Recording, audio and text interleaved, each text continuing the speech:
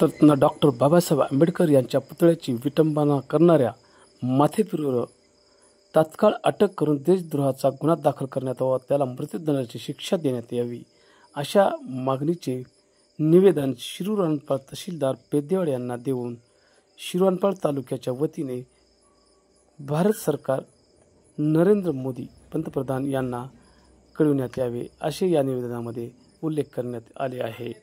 या निवेदनाच्या वेळी विशाल नरसिंग गायकवाड, बाळासाहेब सूर्यवंशी, राहुल कांबळे, गौतम कांबळे, सुलेमान बारगीर, इम्रान शाह, ईश्वर कांबळे, योगेश माने, राकेश बनाटे, श्रेयश कांबळे, गणेश मादळे, ओमकार साळुंके, धनराज जरीपटके, राहुल सूर्यवंशी, प्रशांत गणेश मोहिते, पंडित जाधव, सिद्धार्थ बनाटे, सिद्धोधन कांबळे, लता जावेद, नितिन बालाजी चव्हाण आदी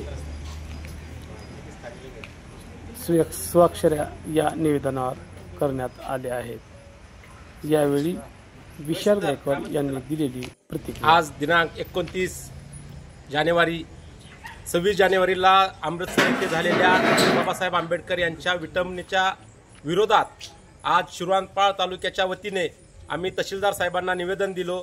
त्या निवेदनात अशी मागणी केली, अशा नीच प्रवृत्तीच्या विरोधात शासनाने कठोरात कठोर पावलं उचलली पाहिजेत, जेणेकरून कोणत्याही महापुरुषाचा अपमान नाही झाला पाहिजे। या निमित्तानं आम्ही शिरूर तालुक्याच्या वतीने आज तहसीलदार साहेबांना निवेदन दिलेलं आहे। येणाऱ्या काळात अशा नीच प्रवृत्तीला कायमचा धडा शिकवण्यासाठी प्रशासनाने कडक पावलं उचलली पाहिजेत, ही आमची प्रामुख्याने मागणी आहे। यानंतर असं जर काही झालं तर आम्ही त्या विरोधात यापेक्षाही तीव्र आंदोलन करू। या निवेदनाद्वारे हे देण्यात आलेलं आहे। धन्यवाद।